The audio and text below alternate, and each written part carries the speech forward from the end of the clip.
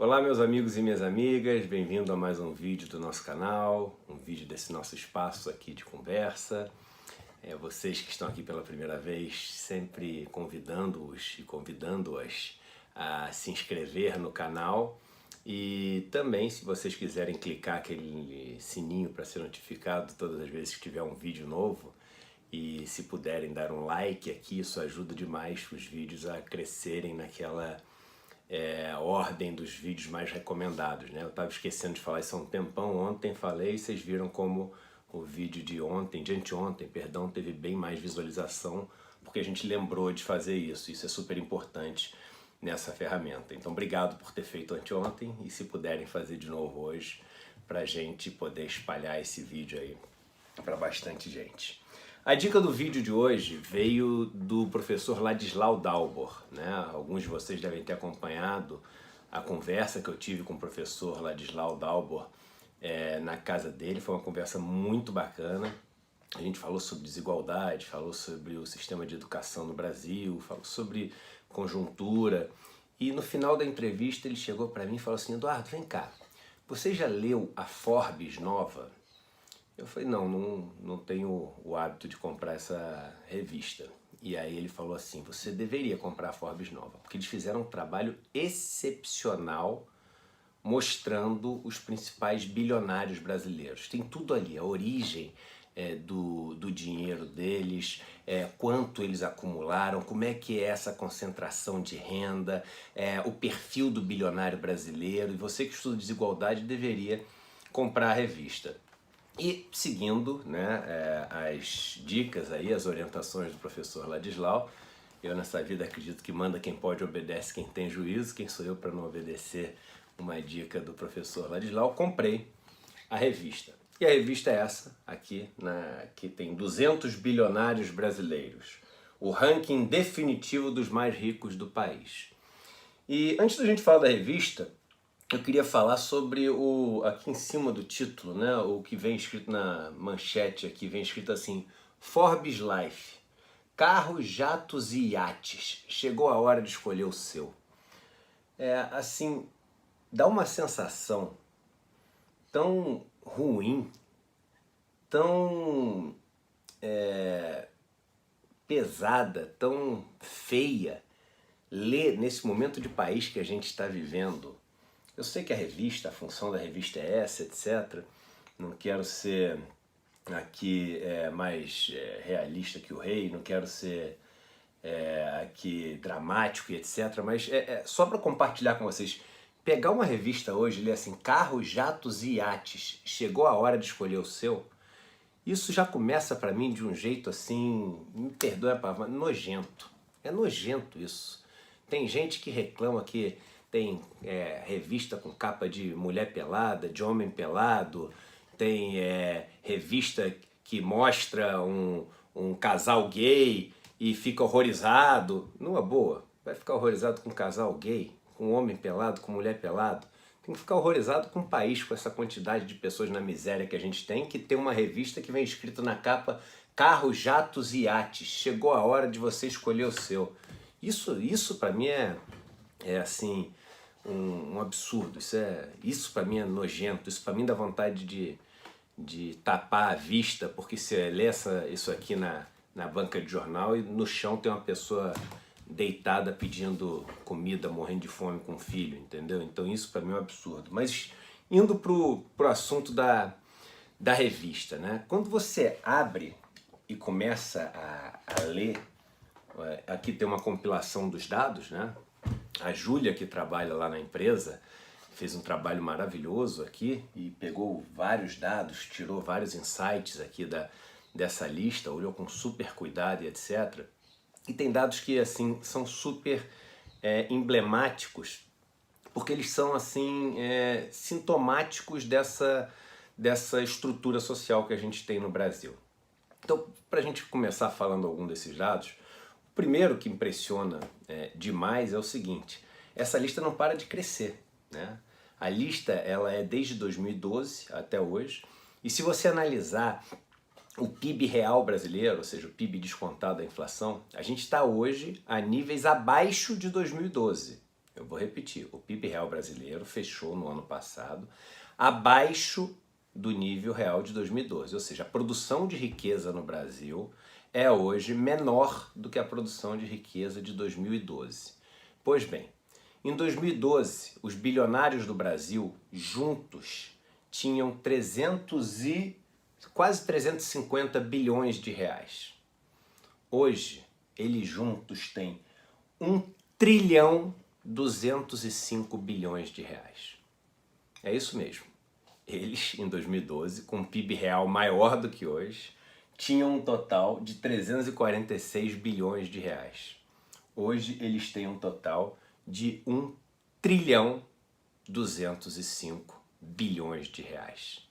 Então, assim, aí você vai falar o seguinte, mas você está comparando 1,205 com o 346, que é o quase 350, você está comparando nominal com real. Beleza, você está certo. Então vamos fazer o seguinte, vamos ver o percentual do PIB, que aí a gente faz real contra real, tá? A gente vai pegar esse valor da fortuna deles descontado a inflação e dividir pelo PIB descontado a inflação, ou pegar o valor nominal do PIB e botar como denominador e pegar esse valor da soma dos bilionários como numerador. Pois bem, em 2012, os bilionários do Brasil juntos acumulavam uma fortuna que equivalia a 7% do PIB.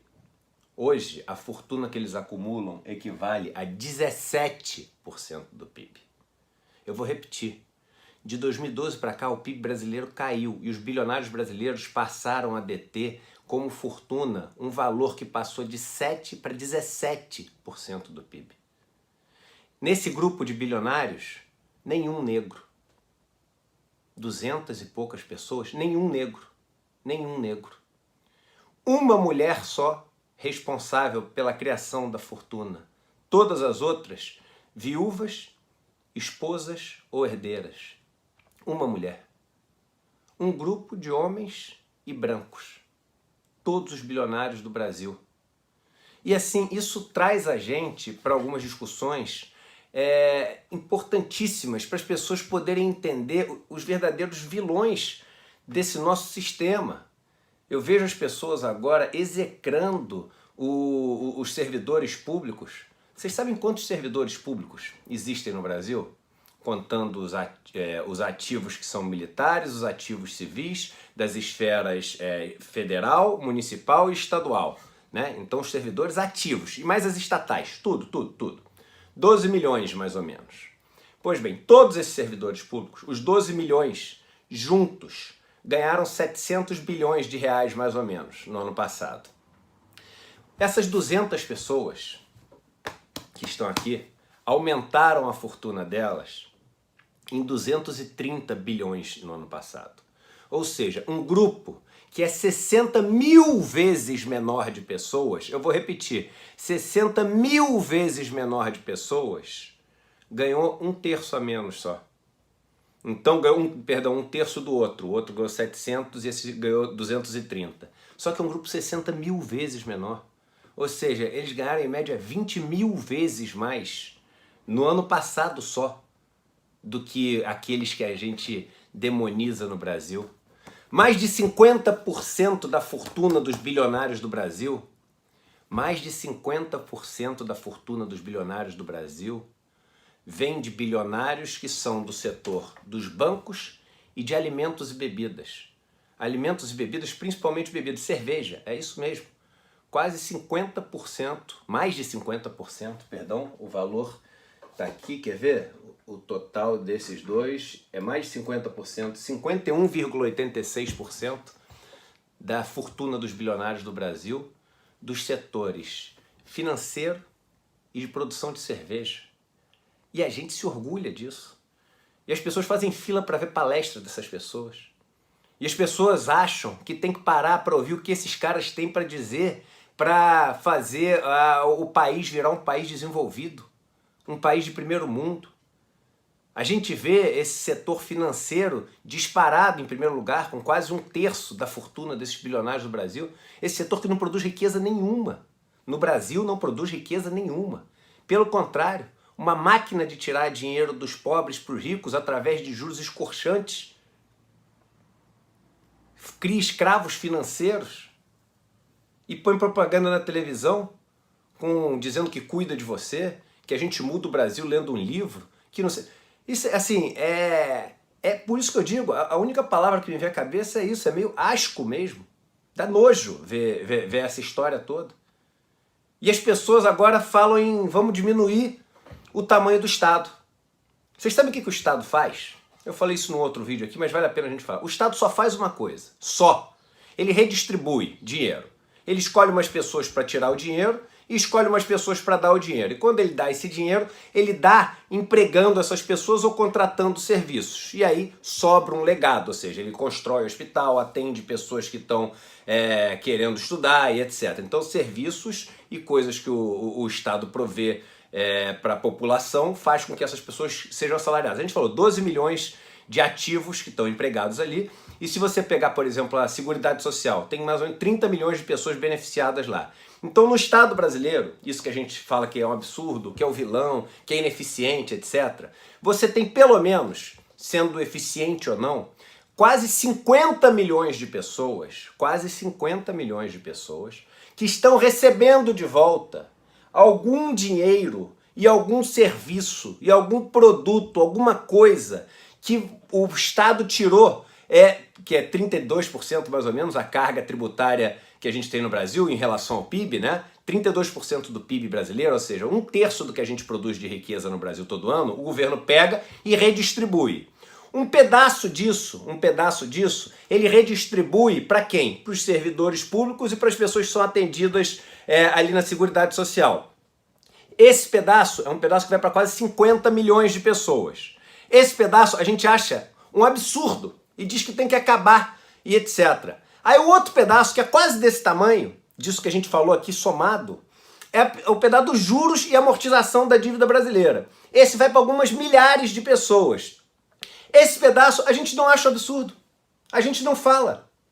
Porque é só isso. O Estado pegou, através dos impostos, e distribuiu esse dinheiro para várias pessoas. Juros, investimento em saúde, que vai para a mão das pessoas que trabalham lá na área de saúde, para os hospitais que vendem os remédios, para os laboratórios que vendem os remédios, os hospitais que fazem os serviços, etc. Vai para a educação, quando você constrói escola, paga professor, etc. Vai para previdência social, as pessoas que recebem aposentadoria. Vai para os ministérios, as pessoas que trabalham lá, os analistas, etc. Essas pessoas todas receberam 50 milhões de pessoas quase, recebendo um valor que tem teto e tem piso, ou seja, ninguém ganha mais do que 40 vezes o outro, porque você tem um teto de 39 mil, não deveria, né?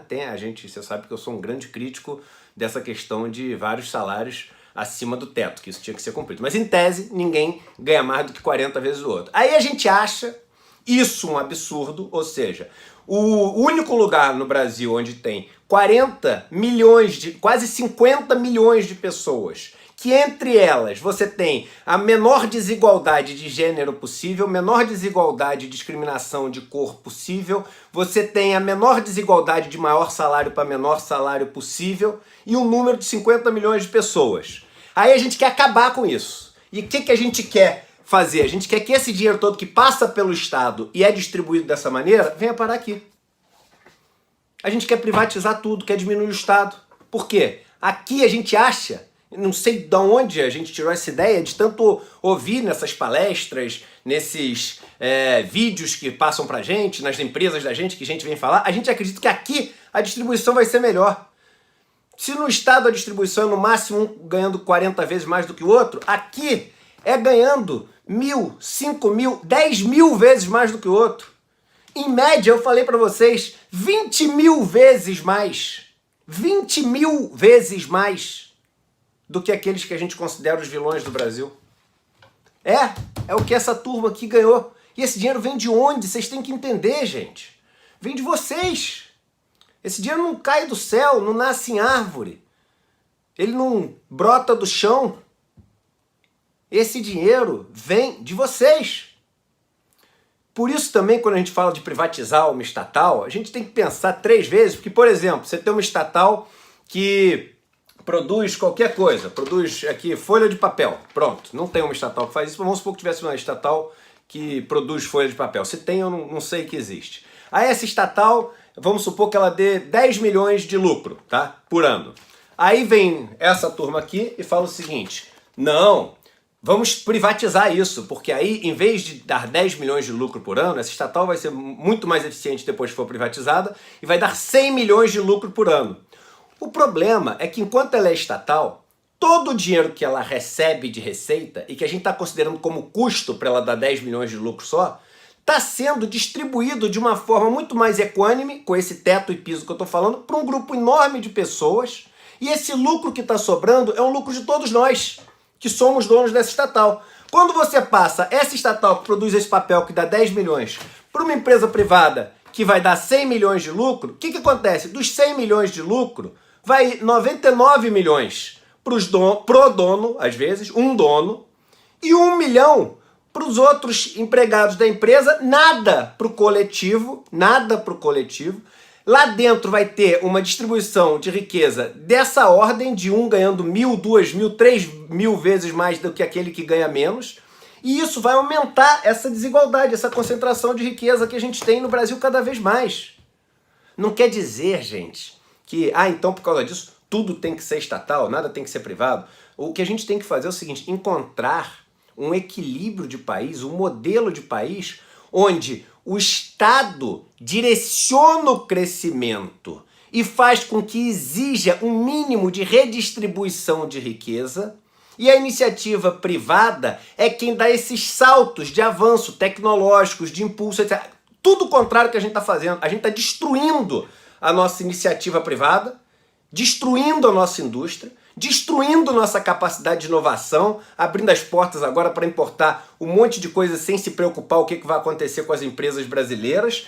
E aí, deixando aqui, na mão dessa meia dúzia aqui, meia dúzia, uma figura de linguagem, desses 200 aqui, que não param de crescer sua fortuna, mesmo com o caos econômico brasileiro. Agora você tem que entender, se a gente está gerando menos riqueza e esses caras estão explodindo de acumular riqueza, vocês acham que está aparecendo do nada a riqueza para eles? É claro que não. É a história do monte de areia. O buraco que você está dentro do buraco, porque você está sem emprego, ou está com um bico ali, ou o cara está te pagando menos, ou está tendo que fazer um por fora na informalidade, etc., é por causa disso. É por causa disso. Esses são os vilões brasileiros. Mais de 50% na mão de cerveja e banco. São os vilões brasileiros. Vamos pegar um setor importante, construção, para ver quando produz riqueza mesmo de verdade. Construção é responsável por quanto do total aqui? 3%. 3%. E cerveja e banco, 50%. É isso que a gente tem que entender e deixar de endeusar essas pessoas. Essas pessoas têm que ser punidas. Como punidas? Punidas com os impostos que eles têm que pagar para voltar para o bolo, porque não são eles que fazem a riqueza deles. Vocês vão falar assim, mas pelo menos eles dão um monte de emprego. Dão um monte de emprego, eles usam essas pessoas que fazem a riqueza que eles acumulam. Eles usam essas pessoas enquanto e só enquanto elas precisam. Porque em 2017 os bancos mandaram embora quase 20 mil pessoas. Eles não dão emprego, eles usam para tirar tudo que pode da capacidade dessas pessoas de fazerem os serviços, ganhando 10, 20 mil vezes mais do que essas pessoas que trabalham para eles, 10, 20 mil vezes mais do que as pessoas que criam a riqueza que eles têm, e não devolvem nada pro bolo. E vocês acham que eles são os caras que vocês têm que assistir palestra, tem que assistir o talk lá não sei o quê, que tem que ler o livro para ver como você vai ficar que nem ele. Você não vai ficar que nem ele. E se você ficar que nem ele, é porque você vai ter que arranjar milhares de pessoas para você destruir a vida para você poder ficar que nem ele. Porque é assim que acontece. Então, cada um tem o ídolo que quer, o ídolo que merece. Tem gente que acredita que se a gente tivesse mais bilionários no Brasil, a gente ia ter muito mais emprego, né? E esquece, por exemplo, que os 3 países com maior IDH do mundo não tem um indivíduo entre os 50 mais ricos do mundo. Eu vou repetir. Noruega, Suíça e Austrália. Os 3 países com maior IDH do mundo. Nenhum indivíduo entre os 50 mais ricos do mundo. A gente torce para os nossos carrascos no Brasil. A gente venera os nossos carrascos. A gente tem carrascos de estimação. É patético esse endeusamento de pessoas como essas, que se orgulham de causar essa sociedade desigual, essa sociedade injusta, essa sociedade que volta a passar fome, essa sociedade desesperançosa, essa sociedade triste que a gente tem no Brasil. Vale a pena comprar a revista para saber quem são os vilões desse país. E todas as vezes que você ouvir, mas ele emprega 200 mil pessoas, ele emprega 100 mil pessoas, ele usa 100 mil pessoas, enquanto precisa. Usa 200 mil pessoas, quanto precisa. E vive uma vida que, assim, absolutamente, na minha opinião, sem sentido, é uma vida de explorar os outros, que não leva ninguém para lugar nenhum. E uma busca incessante por poder, porque isso aqui, gente, a fortuna quando chega nesse nível, ela é só poder. E aí a gente tem que entender o seguinte, quando a gente tem uma sociedade que estimula essas pessoas, tá? E eu, assim, quando eu falo essas pessoas, são as que estão ocupando essa posição aqui agora. E às vezes, não é nem culpa do indivíduo, do Zé, do João, do Marco, do Pedro, não é culpa do indivíduo, da pessoa, ali o nome, nominal.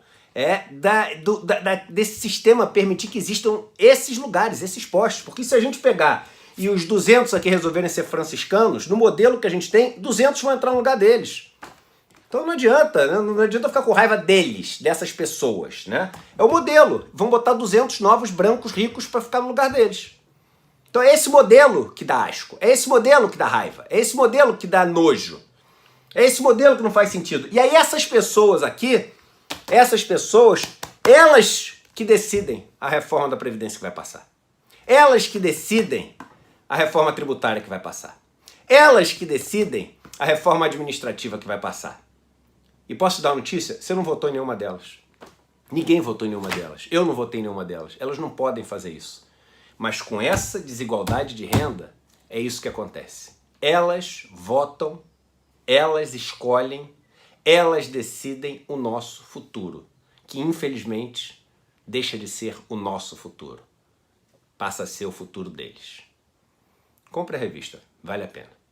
Um abraço e até o próximo vídeo.